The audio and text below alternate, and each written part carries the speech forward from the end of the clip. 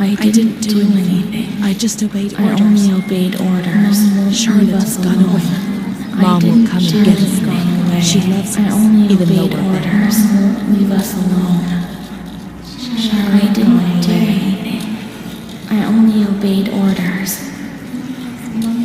Mom will come and get us now. I didn't do anything. I only obeyed orders. Even though we're bad. Mom won't leave us alone. I didn't do anything. Charlotte gone away. I only obeyed orders. Mom will come and get us now. He loves us, even though we're bad. I didn't do anything. I only obeyed orders.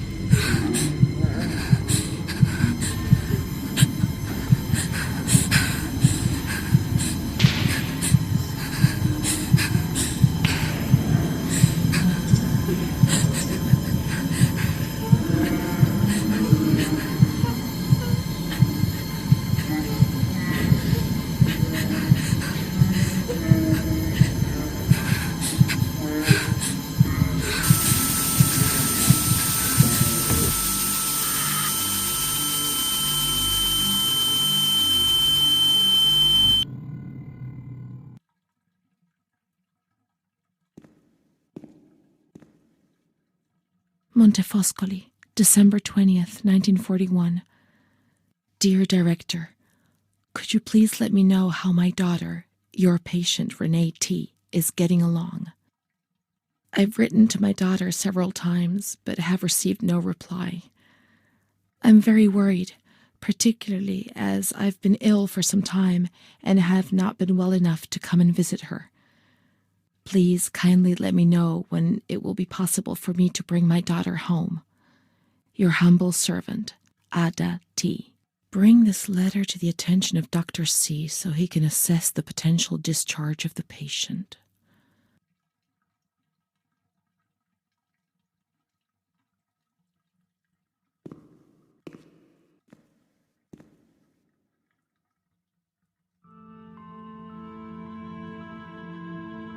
September 7th, 1938. The patient frequently indulges in recriminations expressed in an explosive tone of voice.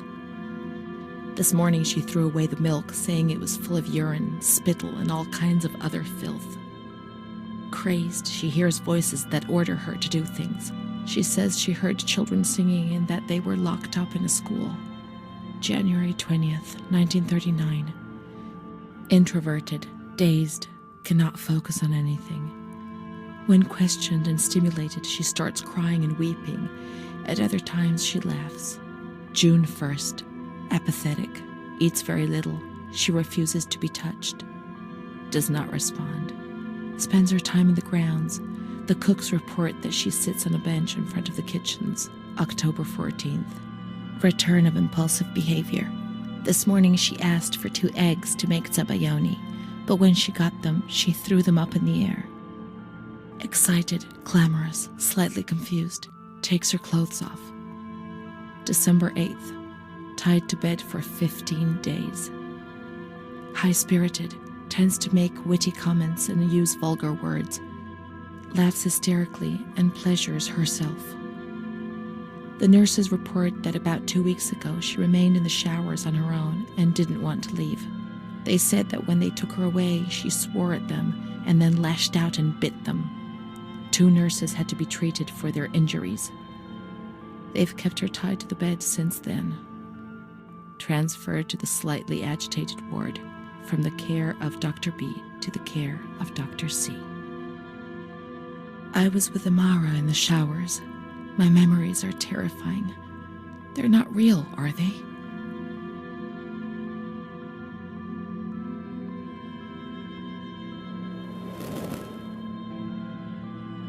December 15th. Dr. C. Patient notes. The abnormality of her psychic state has induced her to lead a life which is irregular and tends towards delinquency. Of fickle and flighty character, she regularly discards her household duties and engages in occasional prostitution. Delinquency? Prostitution? Renee? It seems so strange, unreal. It can't be true. And Amara? She loved us and would tell us everything. She wouldn't hide anything from us. Her mental deficiency makes her deaf to the reprimands of her family. She has shown suicidal tendencies. She was brought to the ward yesterday, agitated and hysterical. Treated with cardiazol, 2 injections a week for 5 weeks. The therapies removed the light for a while, but also all her will, desire, and hope.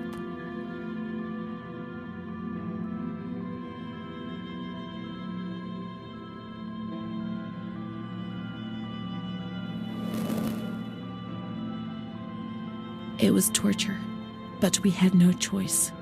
Nobody explained anything. No one tried to help us understand. We were like farm animals.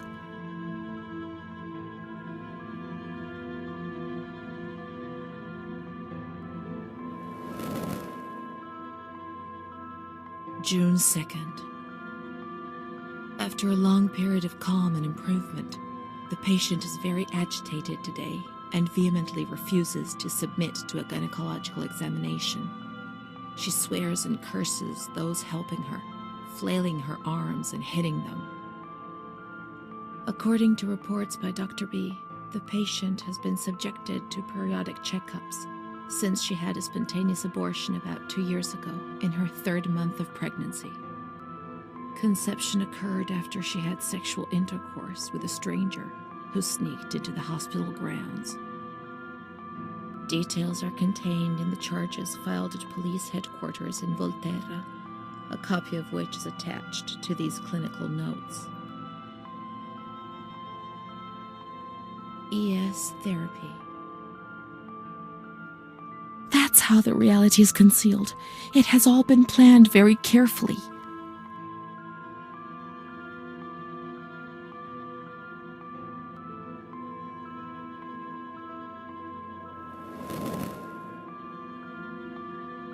And the stranger in the grounds, I don't remember. Was that another lie? Or was another memory removed? God, my head.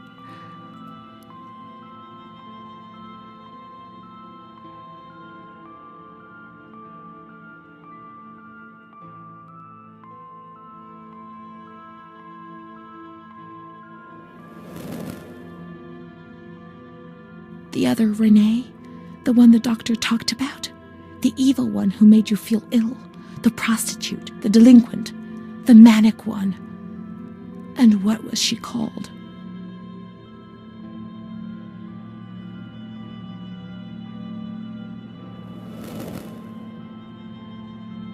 June 13th. The nurses report that she descended into a state of great mental confusion after receiving her mother's letter. She threw her soup over another inmate because she was very anxious, and then punched a nurse. Impulsive, flails about her. She rails against the doctor in vulgar terms while he is examining her, lashes out and spits. Block all correspondence to give the patient no further reason to become agitated. August 20th, tied to bed. The nurses report that the patient is extremely agitated after the visit of a relative or family friend.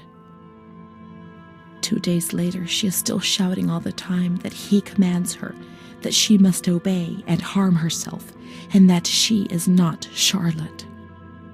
All visits forbidden, constrained to bed, and intensification of ES therapy until we achieve results. Calm down. You must be calm. Don't get agitated. We'll make you calm down. Is that the only thing that matters? Is tranquility worth the price of not living?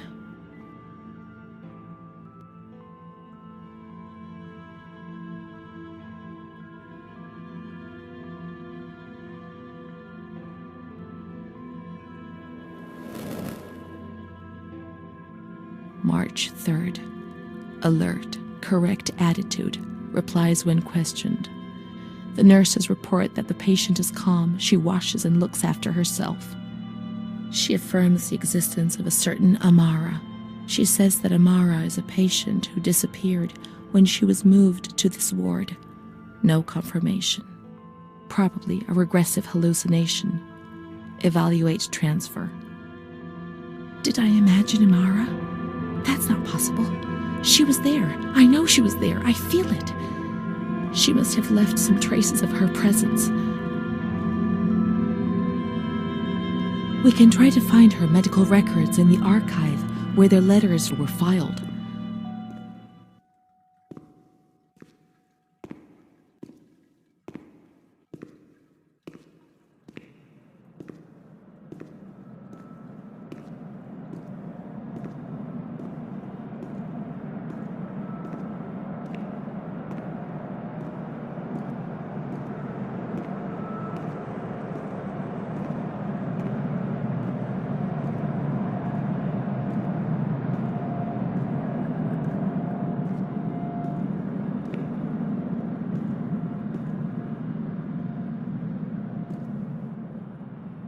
Amara B., aged 32, housewife, mother of 2 daughters, married to Mario B. So Amara does exist. Yet she had no children and wasn't married, but that photo, it's her. June 3rd, 1936. Admitted yesterday, showing signs of improvement. June 8th. Cheerful, calm, and tranquil. Her behavior is good and she's keeping herself clean and tidy. Discharged on June 10th.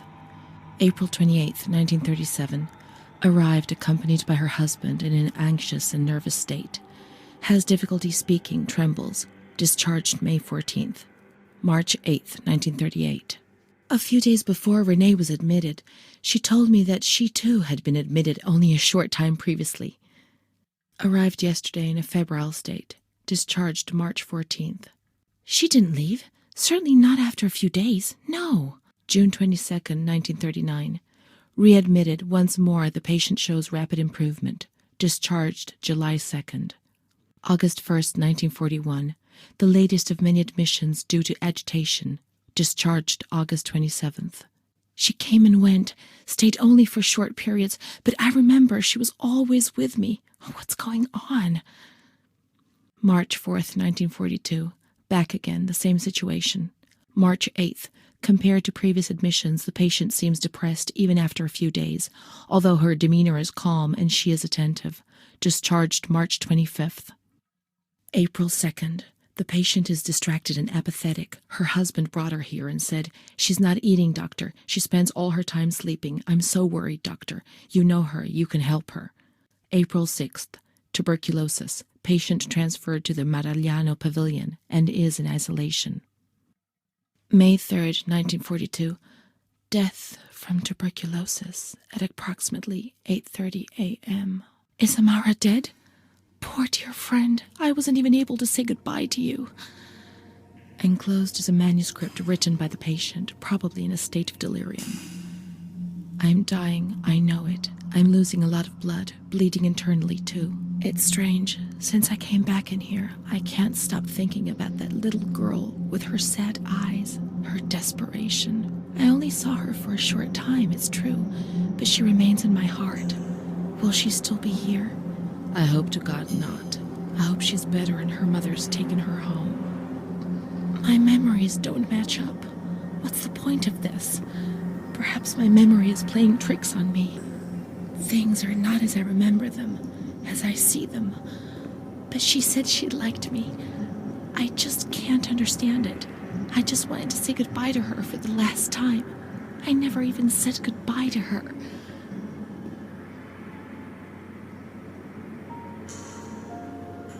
How could a soul survive in this hell? I so want to feel things again. Pain, passion. Feel the damp tears rolling down my face. To remember that I was alive.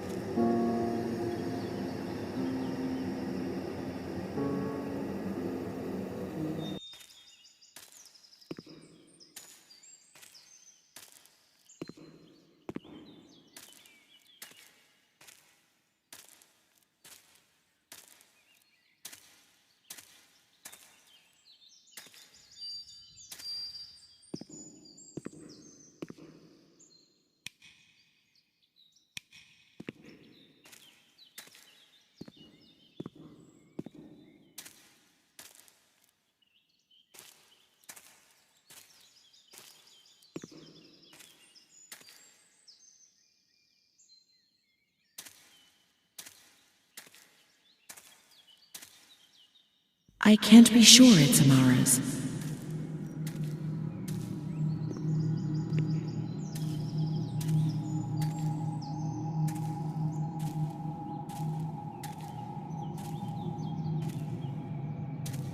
These crosses are nameless. How will we ever know who is buried here? There are no names here. Amara no longer exists. Maybe she never really existed, and I was already dead. Why go on living? Let's put an end to it. I want to leave a letter. I want to apologize for the suffering I have caused.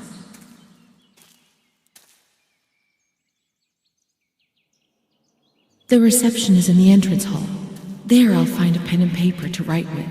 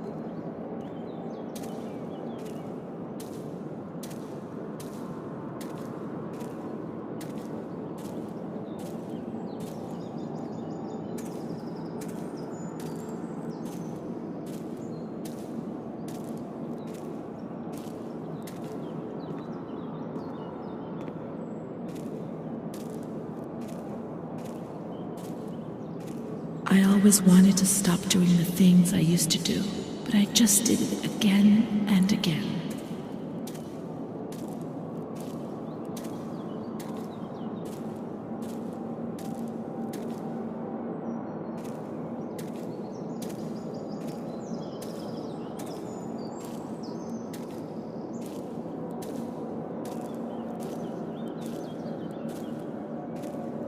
kept on making mistakes, destroying my life and that of the people close to me.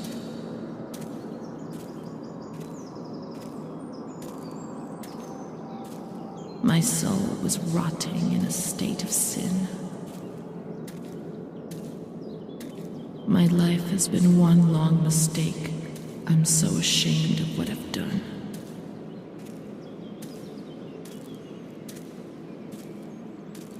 I'd lost control and couldn't stop myself, a victim of rage and lust.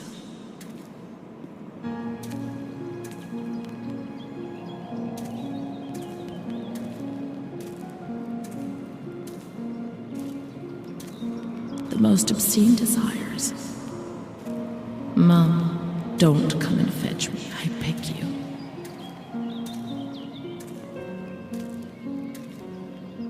I deserve to be in this place. It's my only chance. But I'm not brave enough to keep on living. Not like this. Not with this shame which wears me down every accursed day. Not with this anxiety which transforms everything into fear. Not like this. But I'll never change, Mom. Never.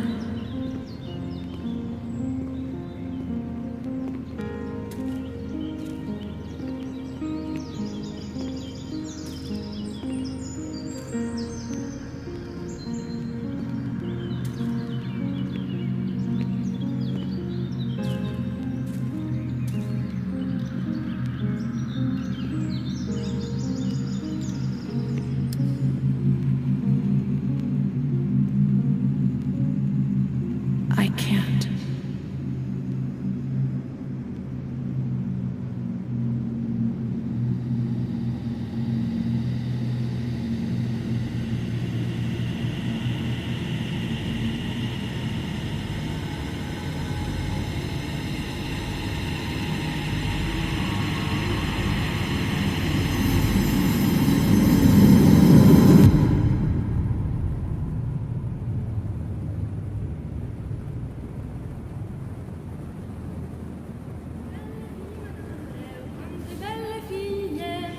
Belle me le tengo, Madame Adoressa, belle me le tengo. Re ne domanda una, Madame Adoressa, re ne domanda una. Che cosa ne vuol fare, Madame Adoressa, che cosa ne vuol fare? La vuole maritare, Madame Adoressa, la vuole maritare. Con chi la mariterebbe, Madame Adoressa, con chi la mariterebbe? Con uno spazzacamino, Madame Adoressa, con uno spazzacamino. E come la vestirebbe, Madame Adoressa, e come la vestirebbe?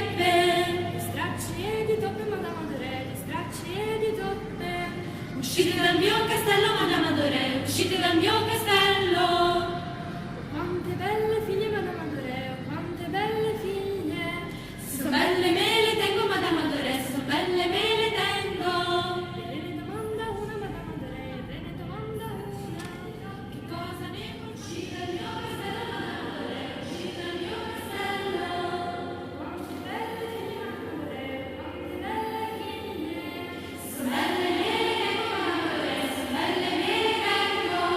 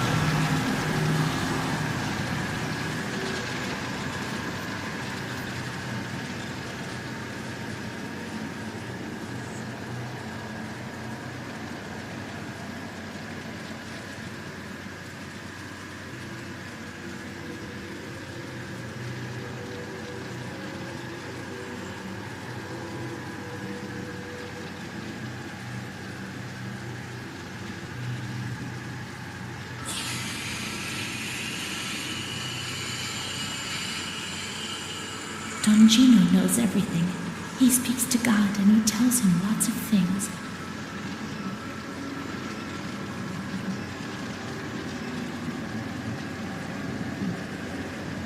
We learn so many things at school, and so we have to attend.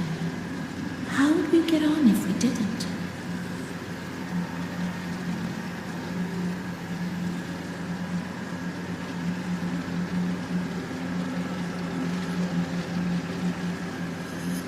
I'm not like the others, Mom. Why not?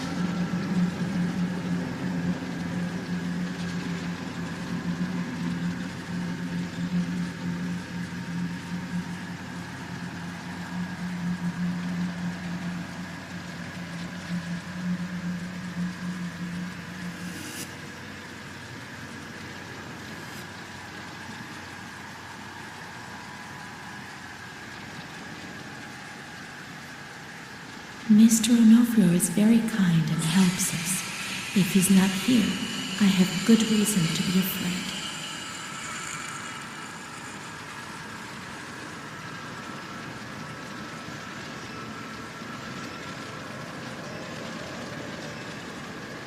I do a lot of bad things. I don't tell anyone, but Mom knows just the same.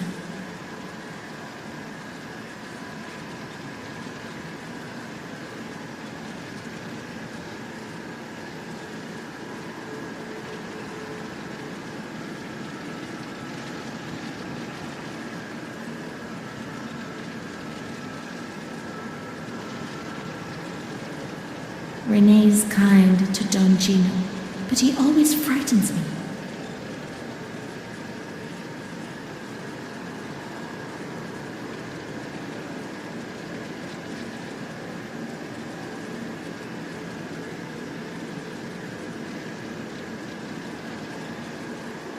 My schoolmates, when the light's there.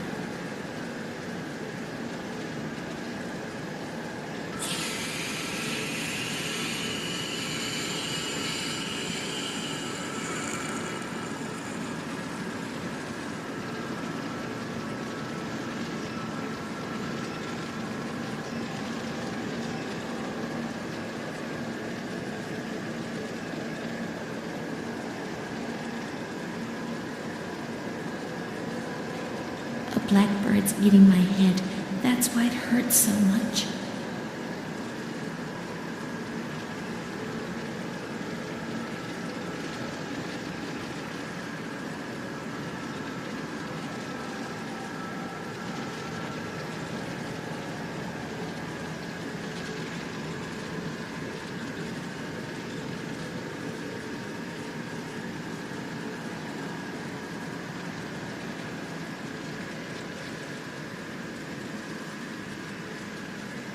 My baby Charlotte is so beautiful, and she's so good. But Rene isn't.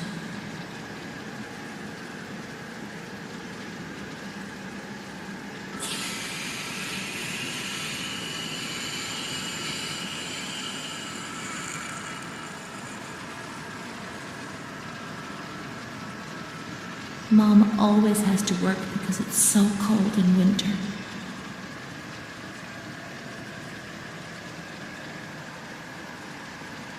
Mr. Onofrio helps Mom. How would we manage if he didn't?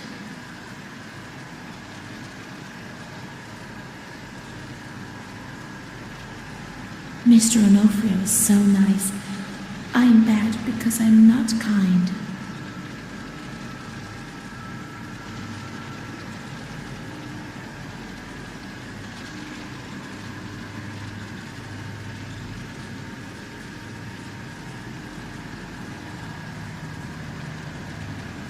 When I was little, I never used to sleep.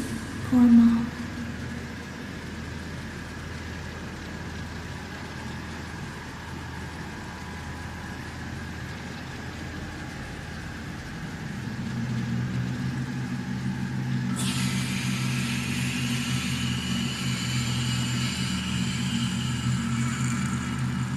When I was small, I never used to eat. Poor Mother.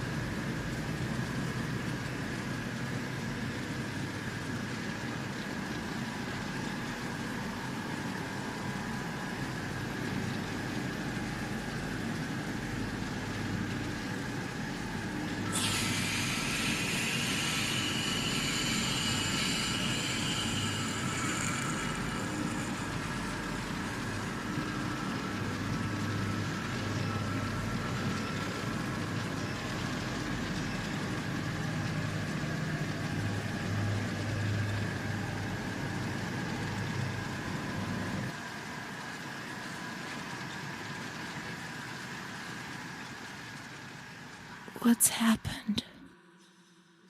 What is this place? Maybe I'm dead. I can't see any light. Maybe I am dead. I can't get up. What's going on? What's happening to me? There's no one here, but these noises. God, my head is killing me. I can't keep my eyes open.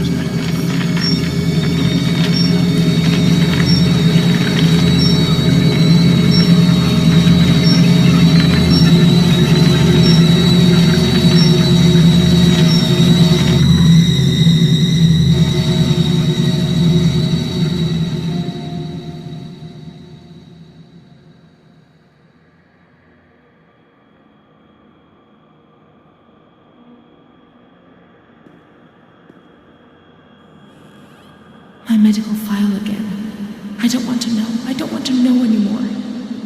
There's only confusion. There were some who had scarcely seen me. They thought they knew me and understood what was happening to me and could decide about my life.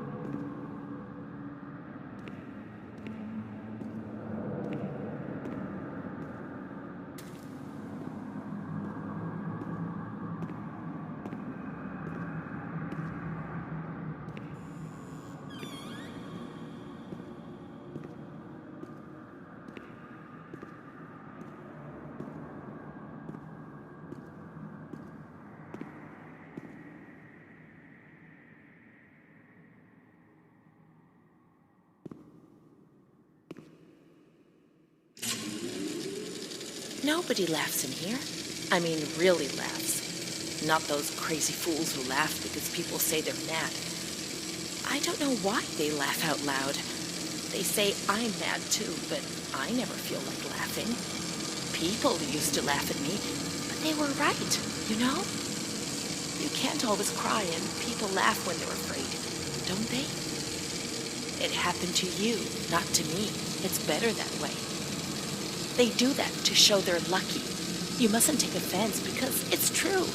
And deep down, it's just like pity, if you see what I mean. But then you think about your own situation, and you laugh because you feel lucky that everything's gonna get better, that it's all shit. It's all shit, this place. You're not trying to tell me it's not true, are you? An intelligent person, educated, not like me. And if I can see it's a load of shit, just imagine how much better you understand it. No, come on. No. I feel fine here, you know? After all, I can do and say anything I want.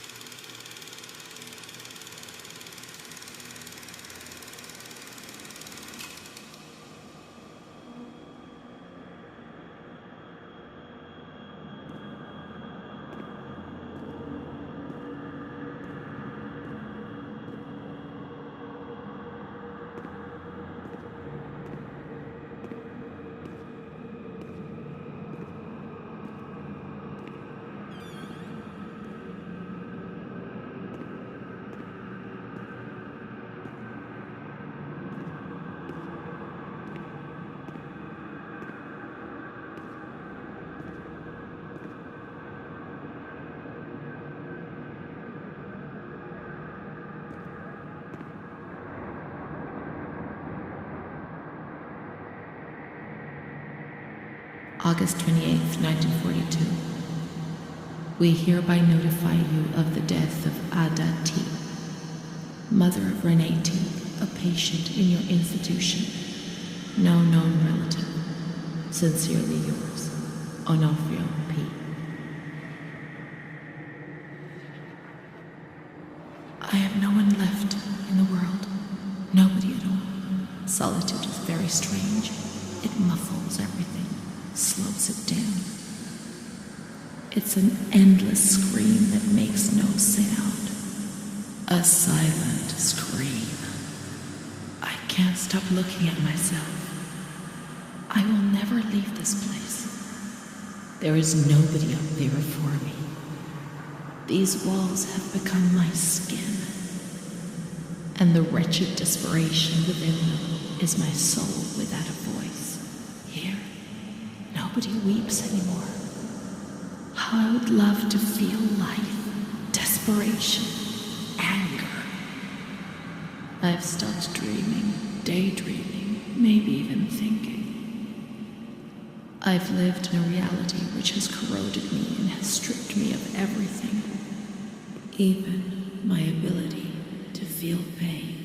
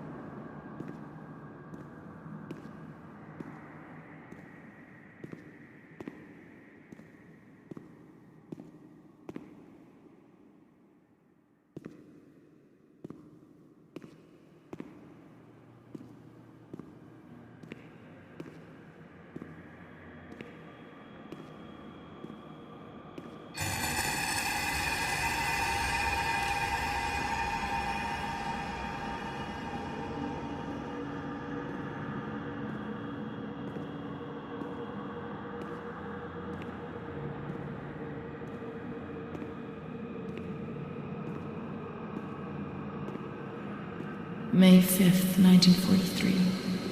Renee's state of health is good. She is eating and speaking. Her spatial and temporal orientation is good.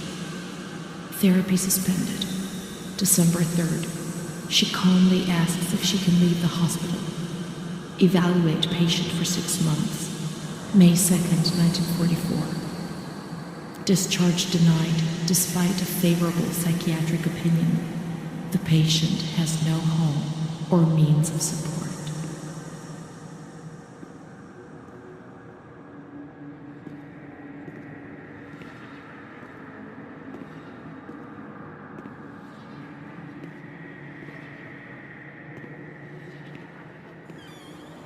May 4th. The reasons why discharge is impossible are explained, and this is how Renee learns of her mother's death 2 years after the fact.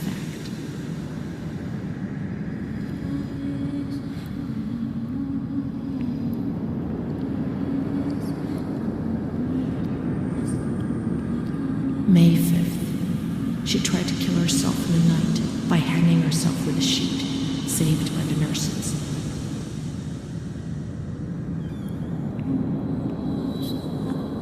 Restrained to her bed, she once more tried to kill herself by suffocation.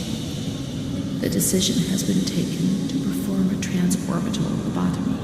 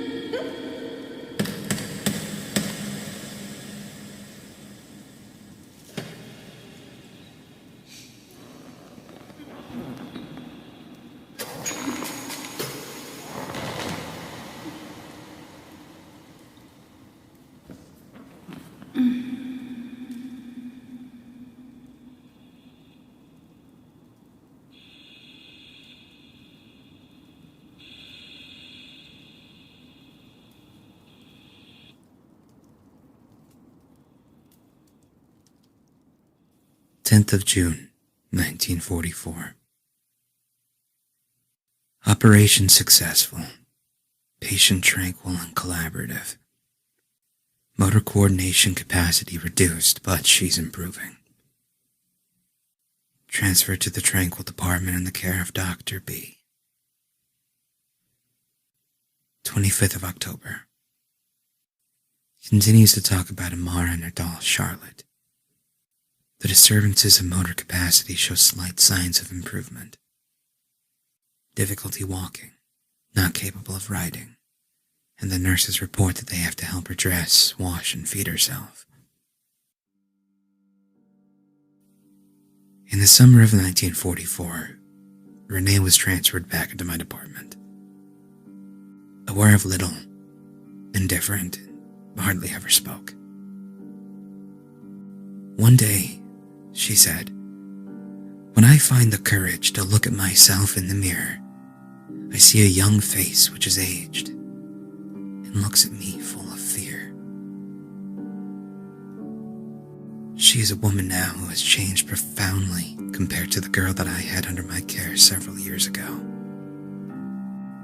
Only the sadness of her gaze and her intelligence are unchanged. She's so young, just 23 years old, but is lacking all vitality. Perhaps her condition may improve, but probably not. Her life has been thrown away, and nobody did a thing to try to avoid this.